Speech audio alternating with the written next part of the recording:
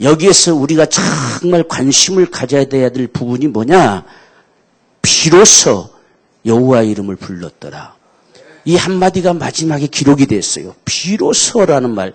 그러니까 얼마만큼 애타게 갈망하고 소원하고 하다가 드디어 마침내 비로소 여호와를 부르는 소리가 들려져 왔다는 이야기예요.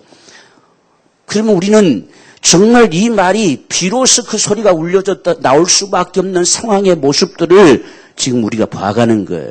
그리고 과연 우리 속에서는 정말 여호와의 이름을 부르고 있느냐는 이야기예요. 이 부를 수 있는 것이 신앙이에요. 그분의 이름을 부를 수 있는 거, 그분을 찾을 수 있는 거, 정말 그분을 갈망하는 거, 이게 신앙이라는 이야기예요. 그러니까 지금 이 상황이 올 때까지 하나님의 이름을 부르는 소리가 사라져 버렸어요.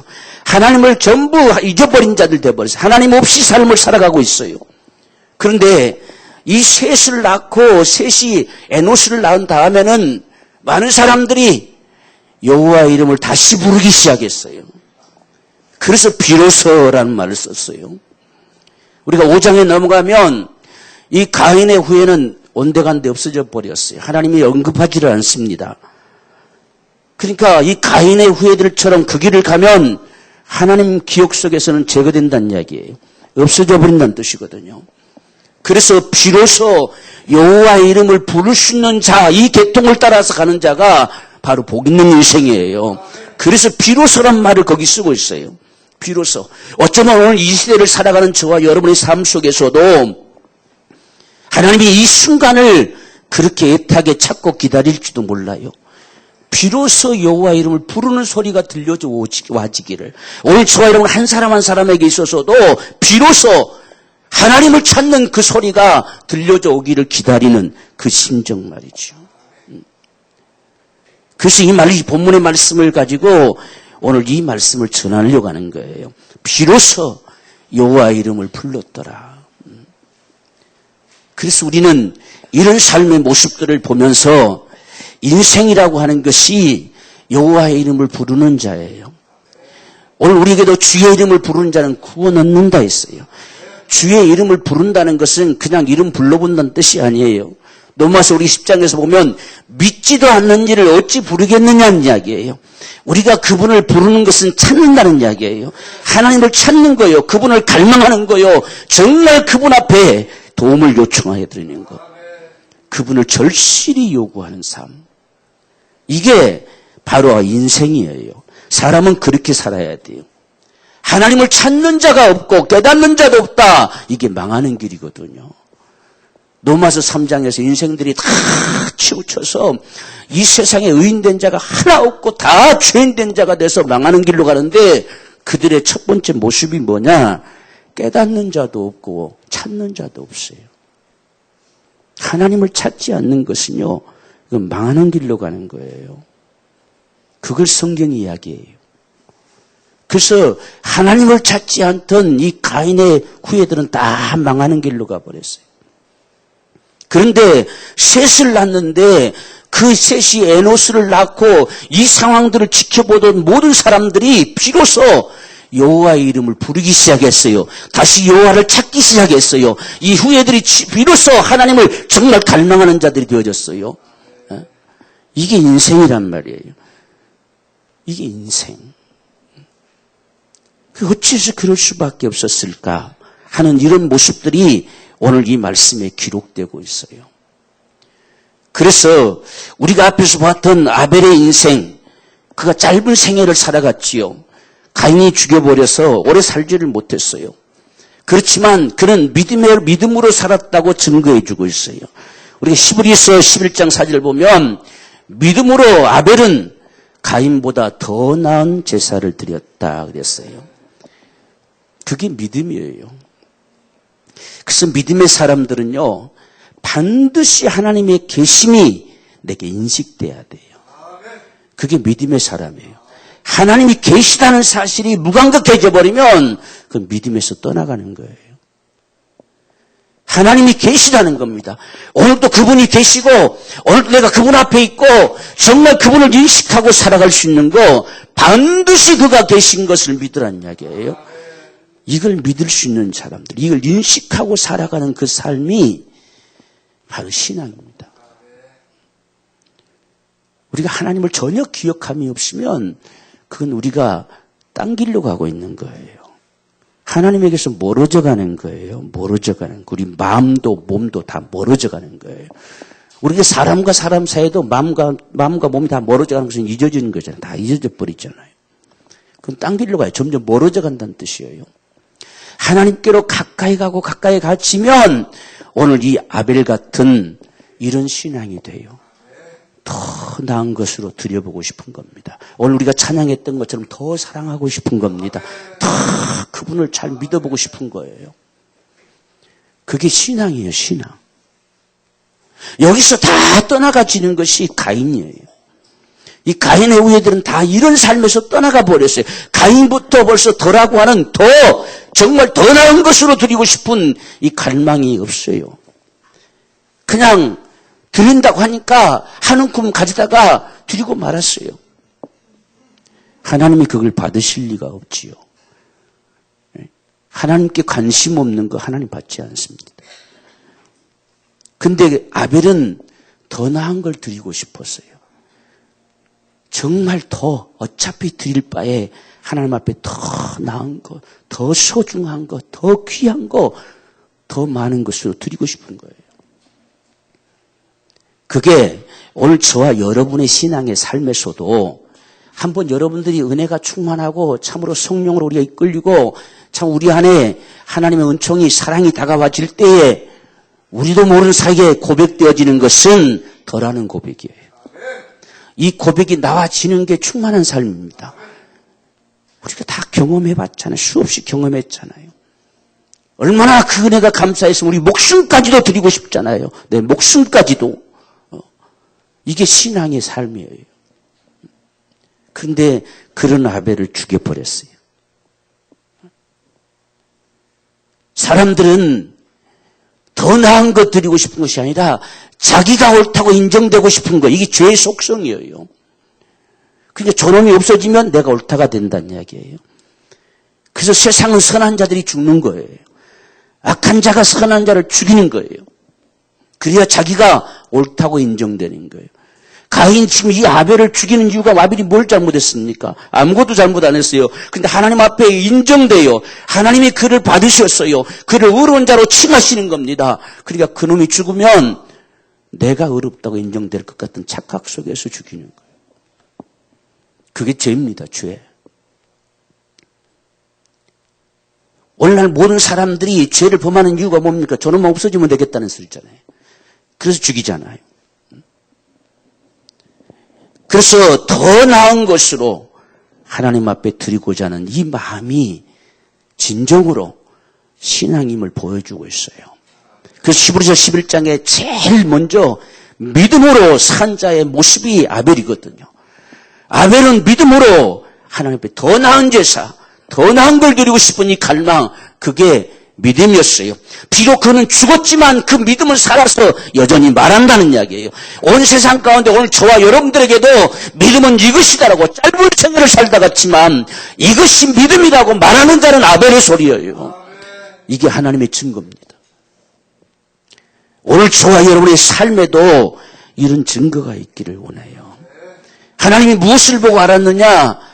그 예물을 보고 알았어요.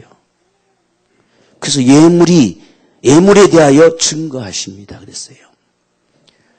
그 예물을 드려진 것을 보니 우리가 창세기에서는 지금 첫 새끼와 그 기름으로 드렸다 이렇게 했잖아요. 처음 새끼 난 것을 하나님 앞에 드리기 위해서 얼마만큼 정성을 쏟았고 얼마만큼 돌아봤고 얼마만큼 보호해가지고 하나님 앞에 정말 흠없이 참 귀한 걸 드리고 싶어서 했던 그 마음을 본 거예요.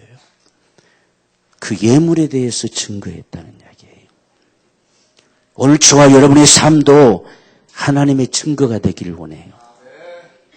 우리가 하나님 앞에 드려지는 예물도 하나님의 증거가 되기를 원합니다. 우리가 하나님 앞에 더 나은 것 드리고 싶은 이 몸부림, 저와 여러분의 삶도 그 증거물이 되기를 원해요. 그게 믿음입니다. 그게 저와 여러분들이 믿음으로 살아가는 우리의 삶의 모습인 것을 보여주고 있어요. 저는 문득 그런 생각이 들었어요. 여러분에게 지금 당장 10억이 주어진다. 무슨 생각을 할까요? 만약에 하나님이 그 우리에게 주신 10억이 하나님 앞에 증거물이 될 수 있다고 한다면 난 어찌할 건가?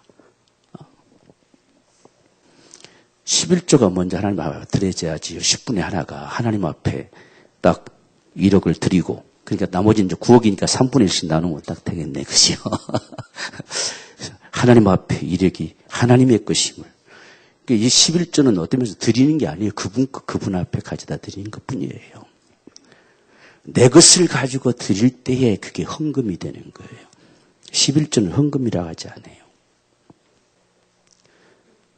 야, 10억을 들고, 야, 교회가 지금, 성전을 매입하려고 하는데, 얼마가 필요한데, 이거 드릴까?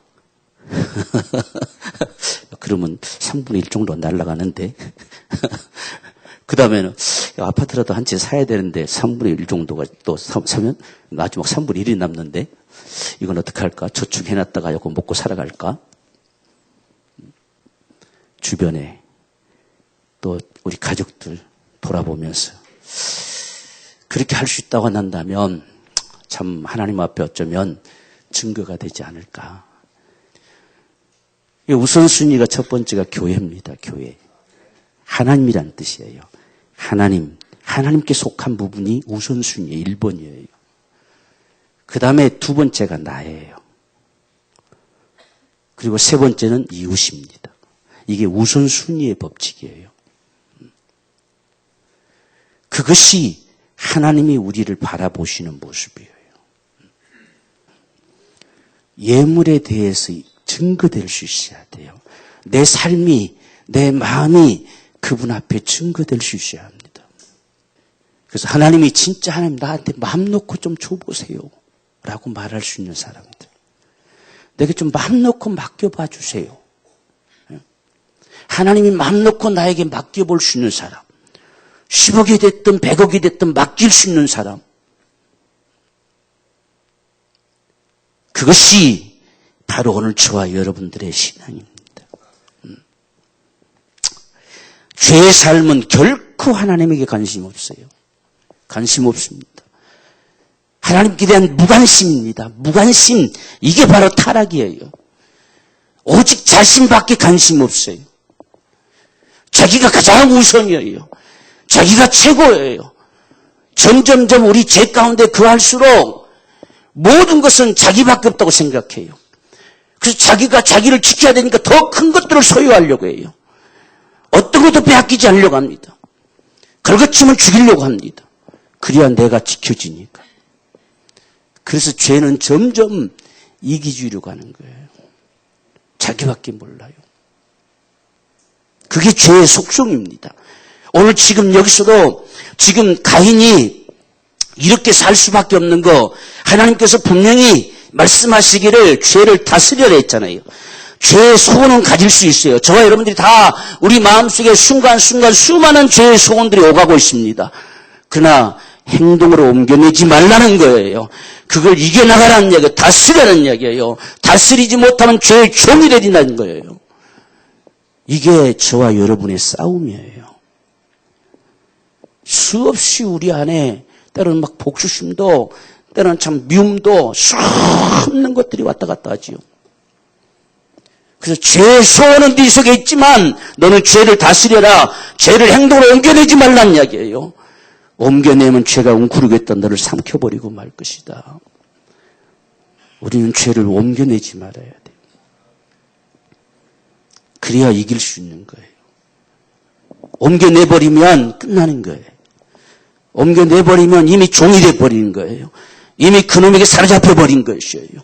그래서 하나님께서 죄를 다스려라. 죄의 소원은 내게 있지만 너는 죄를 다스려라. 행동으로 옮겨내지 말란 이야기예요. 아벨을 죽이고 싶은 마음이 막 꿀꿀꿀 속에서 올라오지만 행동으로 옮겨내지 말라. 이렇게 말씀합니다. 많은 사람들이 다 행동으로 옮겨놓고 난 다음에 후회가 됐잖아요. 그런데 막상 죄를 범하고 나면 후회조차도 못해요. 그게 안 돼요. 왜? 점점점 그걸 더욱 더욱더 악하게, 아주 악랄하게 그 옳다고 인정하려고 점점점 더 죄로 가는 거예요. 그게 인생의 모습이에요. 오늘 그런 사실을 오늘 이 말씀에서 보여줍니다. 그렇게 옮겨놓고 지금 하는 말이 전혀 하나님께로 돌이키려고 하지 않습니다. 자신이 잘못했다는 말을 절대 하지 않습니다. 이게 참 죄의 참 안타까운 문제예요. 네하고 아벨이 어디 있느냐라고 물었을 때에 모릅니다 그랬어요. 하나님 앞에서 감히 모른다고 했어요. 하나님 앞에서 내가 내 아우를 지키는 자입니까? 왜 그걸 나한테 묻습니까? 지금 하나님 앞에 하나님이란 인식이 그 가인 속에 전혀 없어요. 하나님이 어떤 분인지 아무것도 감각이 없어요. 내 아우 아벨이 어디 있느냐? 전능자가 모르고 묻겠습니까? 지금 알고 묻는데 그 앞에서 감히 모릅니다 그랬어요. 내가 내 아우를 지키는 자입니까? 왜 그걸 나한테 묻습니까? 이렇게 할 수 있다는 거. 얼마만큼 이 죄에 잡히게 되면, 죄의 종이 되게 되면 거기서 벗어날 힘이 없어져 버려요. 그래서 깨닫는 자도 없고 하나님을 찾는 자도 없다고 하고 있어요. 깨달아야 되잖아요. 벌써 하나님 아셨구나. 하나님 지금 내게 아시고 묻구나. 하나님 죄송합니다. 바로 무릎 꿇어야 되잖아요. 근데 모릅니다 그랬어요. 하나님 앞에 모른다고. 오늘 우리도 하나님 앞에 모른다고 할 정도가 되면 이건 불신앙이에요. 그건 신앙이 아니에요. 그분을 얼마나 내가 무시하고 얼마나 없이 여겼으면 모릅니다 하겠어요. 그분이 지금 물어오시는데 네가 무엇을 했느냐 또 물었어요. 도대체 뭘 했길래 땅에서 아벨의 핏소리가 내게 들리느냐라고 하는 거예요. 그러면 그 앞에서라도 또 무릎 꿇어야 되잖아요. 벌써 그렇게까지 이야기하는데도 전혀 감각이 없어요. 이 감각 없는 인생의 삶이 참 오늘날 비극입니다. 무슨 감각이 있어야 되잖아요. 뭔가 이 가슴팍이 움직여야 되잖아요. 근데 네가 무슨 짓을 했느냐라고 묻는데도 감각이 없어요. 어떻게 하면 여기서 내가 살아남을 수 있을까밖에 생각 없습니다. 어떻게 하면 이것을 내가 모면할 수 있을까? 여기밖에 관심이 없어요. 지금 땅이 입을 열어서 그 피를 받아가져서 땅이 외쳐댄다는 이야기요. 땅이 너를 기억할 거란 이야기요. 땅이 반드시 너에게 응해주지 않을 거란 이야기예요. 넌 저주받은 자가 될 것이다. 이렇게 말했어요. 그런데도 무릎 꿇을 줄도 몰라요. 이게 참 인생의 참 죄의 모습이지요.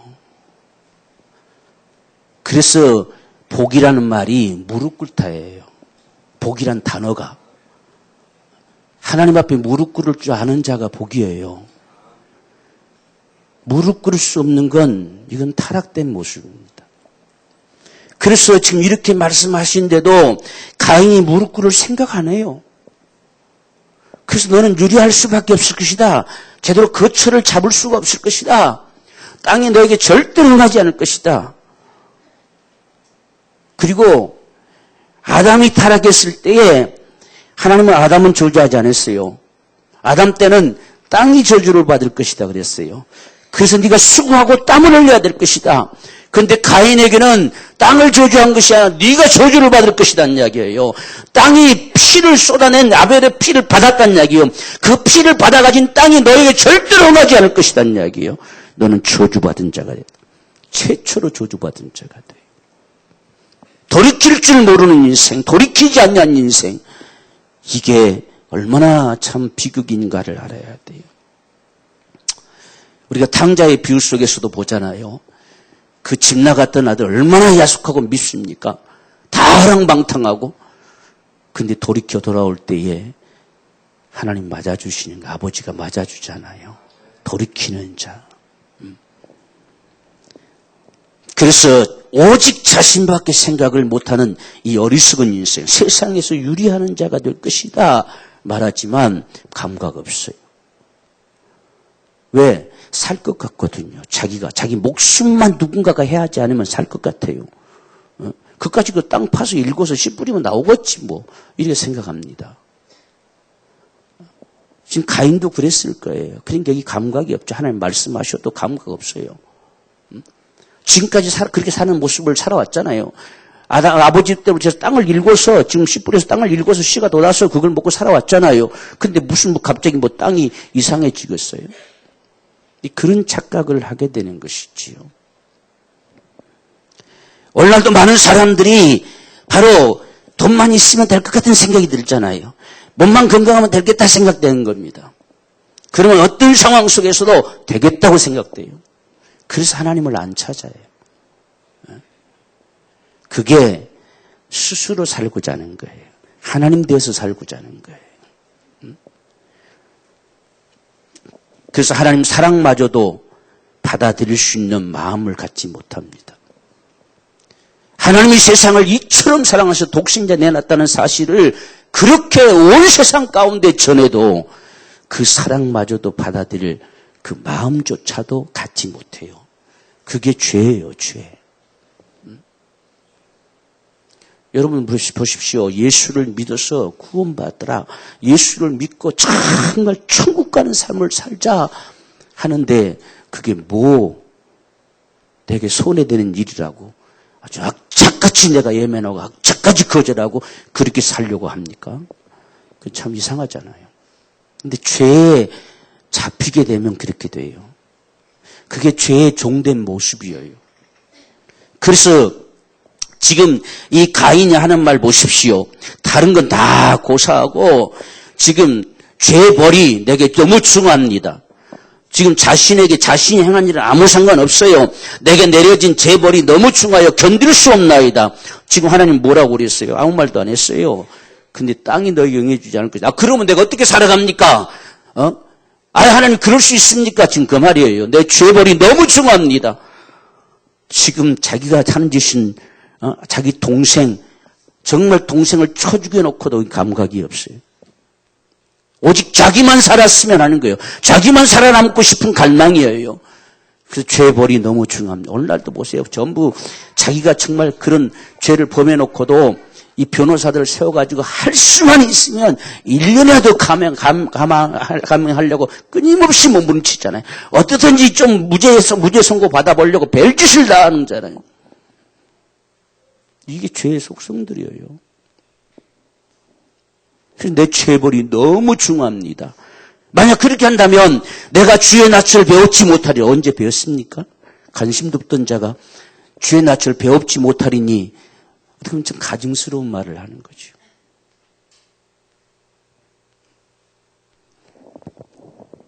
그러면서 나를 만나면 결국은 날 죽일 겁니다. 이거 겁나서 하는 거예요. 지금 내가 거할 것이 방랑하면 나를 만나는 자가 나를 죽일지 모릅니다. 이 겁나는 거지요. 이것이 정말 인생의 모습. 그래서 하나님께서 참 이런 인생임에도 불구하고 15절 보면 여호와께서 그에게 이르시되 그렇지 않다. 가인을 죽이는 자는 벌을 7배나 받으리라 하시고 가인에게 표를 주사 만나는 사람 누구에게든지 죽임을 명쾌하십니다. 하나님이 죽지 않게 이 정도까지 했으면 다시 이때 참 눈물을 흘리며 그분 앞에 속죄해야 되잖아요. 그런데 그럴 마음이 없어요. 그럴 마음이 일어나질 않아요. 그래서 성경에 심령이 가난한 자가 복이 있다는 거예요. 적어도 우리 심령이 하나님 앞에 반응할 수 있는 자가 복이 있어요. 그분 앞에 무릎 꿇을 수 있는 자가 복이 있고 그분을 갈망할 수 있는 자가 복이 있다는 소리예요.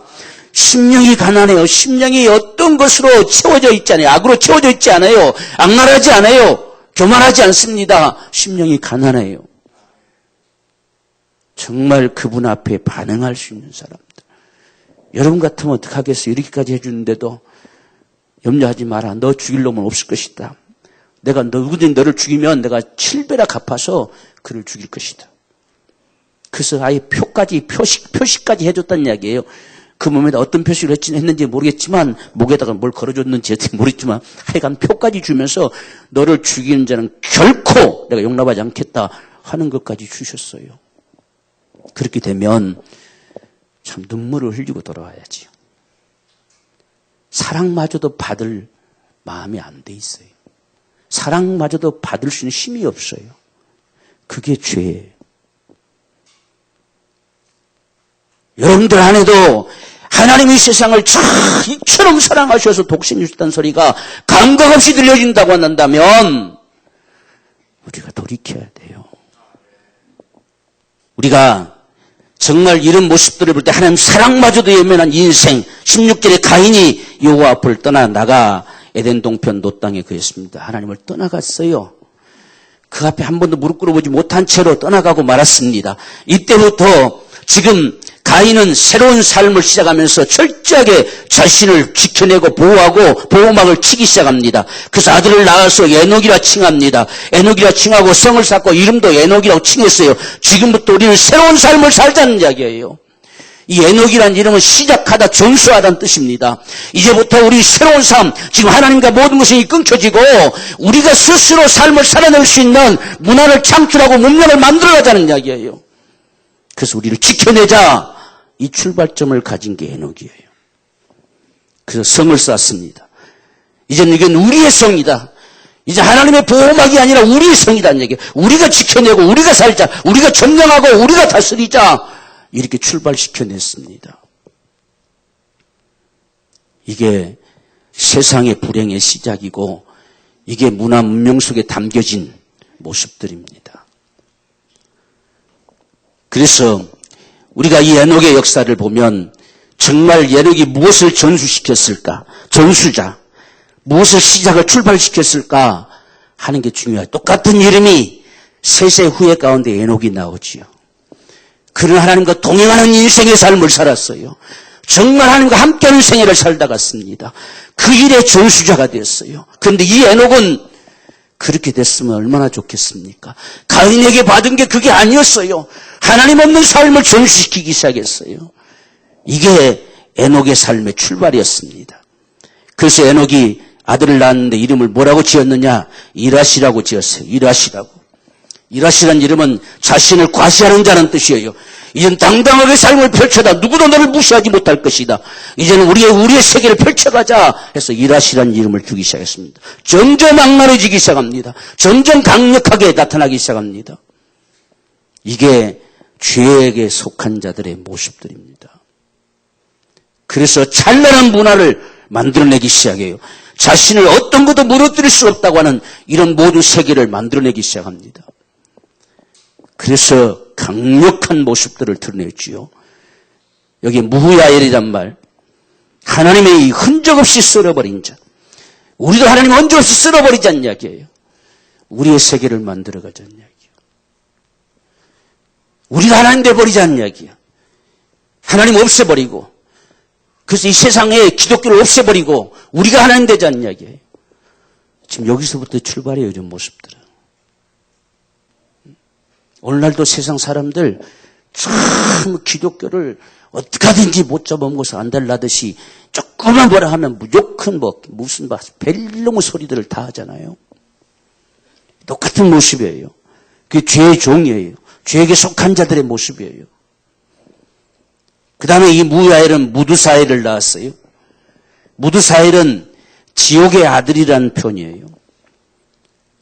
이걸 하나님의 아들이라는 표현으로도 사용할 수 있어요. 이 사엘이란 말을 원래 스월에서 나온 말이거든요. 스월. 그러니까 지옥의 아들이라는 뜻이에요. 근데 이것을 스월로 안 보고 엘만 보면 하나님의 아들이다 이렇게 씁니다. 그게 똑같은 이야기예요. 오늘날 보세요. 지옥은 우리의 천국이다. 사탄은 우리 하나님이다. 이렇게 읽었잖아요. 지금 그 뜻입니다. 이게. 지옥의 아들인데 지옥이 우리 천국이라는 이야기예요. 이제는 하나님이 말하는 천국 자식은 필요 없다는 이야기예요. 이런 지금 표현과 같아요. 오늘날 보십시오. 모든 이 사탄은 우리 하나님이라잖아요. 사탄이 하나님이고 지옥이 우리 천국이다잖아요. 지금 그 소리입니다. 지금 자기 아들을 향해서 점점 죄의 강력한 파워들을 형성해가는 이런 모습들을 볼 수 있습니다. 드디어 무두사엘은 라멕이라는 이름을 지었어요. 강한 자. 모든 걸 다 잡아 삼켜버린 통치자가 되라는 이야기예요. 어떤 것에도 밀리지 말라는 이야기예요. 그래서 철저하게 자신들의 세계를 구축해냈어요. 거기서 나타난 것이 문화 문명이에요.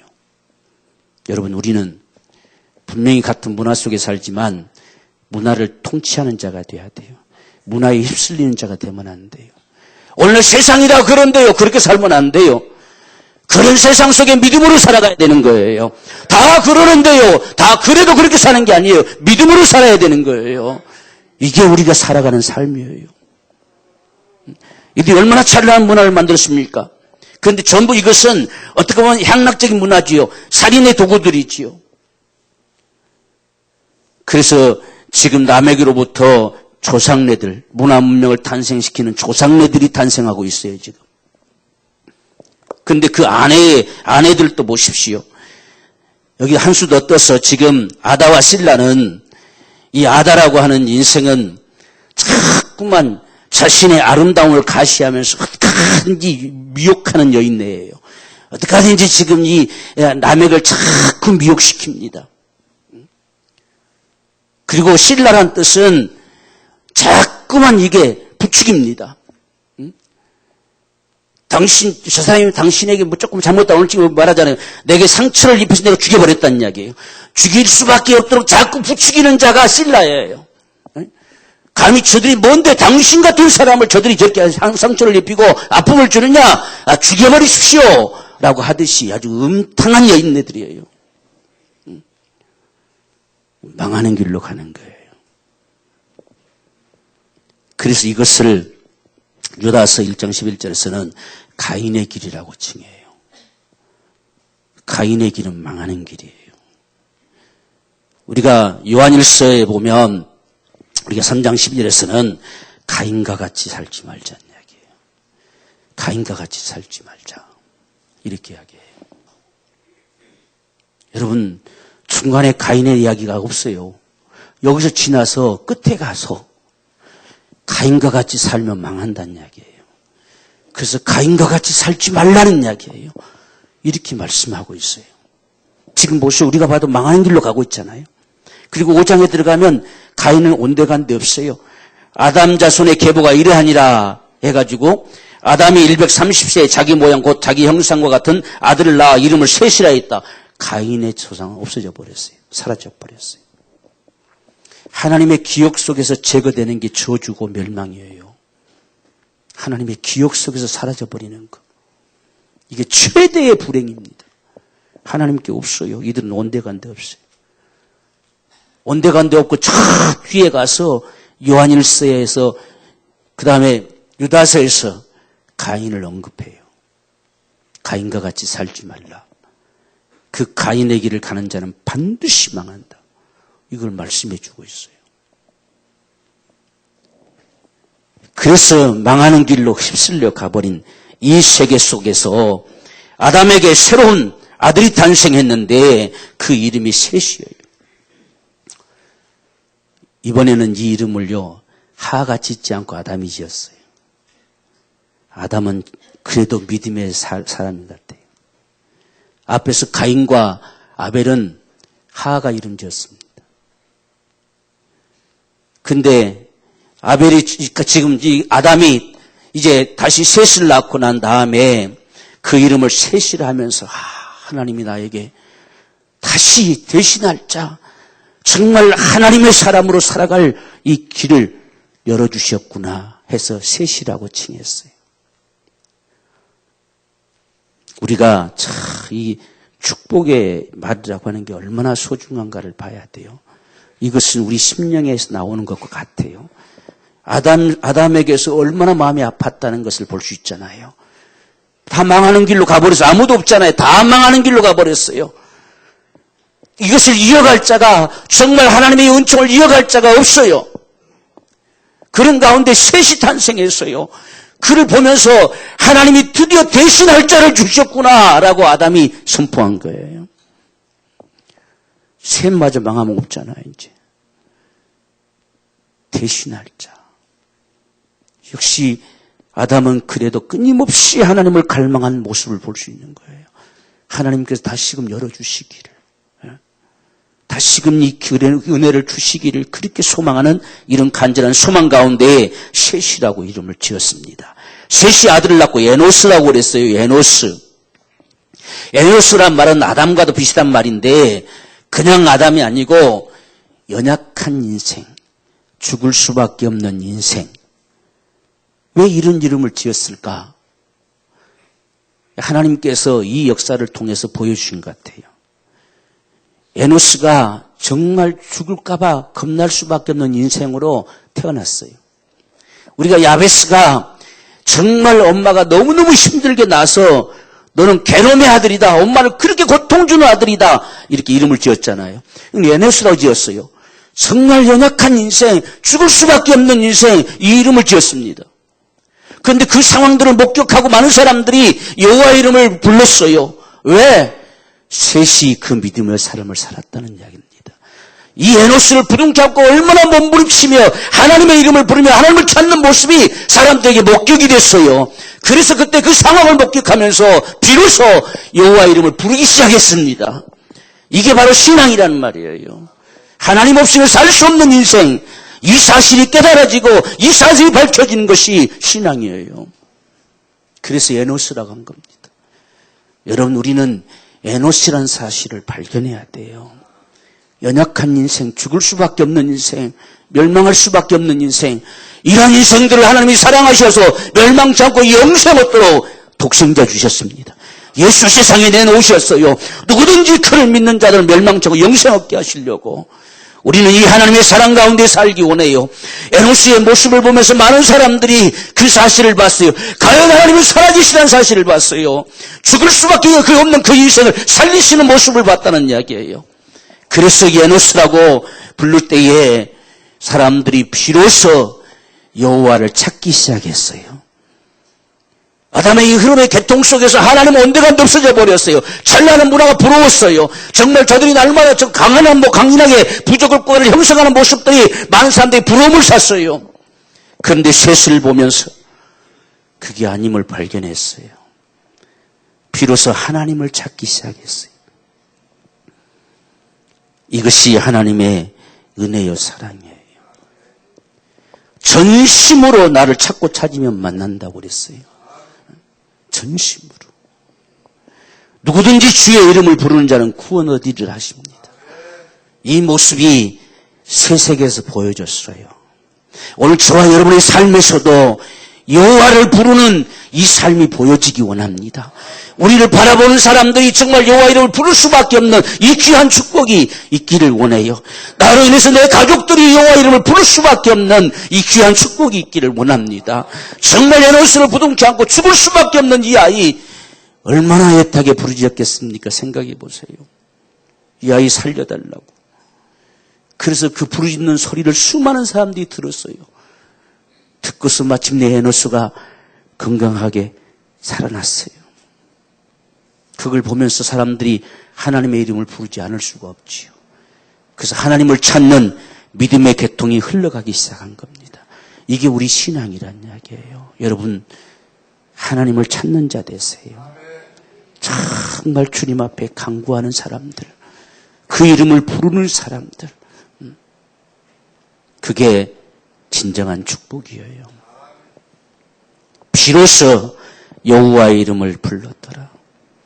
오늘 저와 여러분의 삶 속에서 정말 주의 이름이 날마다 불려지고 정말 주의 이름을 찬양하고 주님 앞에 간구하고 갈망하고 끊임없이 그분의 은총을 입어서 살고자 하는 이 간절한 소망이 저와 여러분의 간절한 소망이 되기를 소망하면서 이 시간 주님 앞에 기도하기를 원합니다. 주님, 비로소 여호와 이름을 불렀더라 하는 이 축복이 우리 가정 안에, 내 심령 안에, 우리 주변의 사람들 속에 넘쳐날 수 있는 축복이 되게 하여 주옵소서.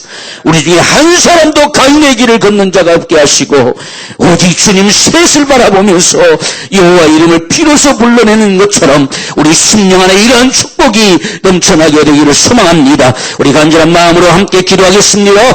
주여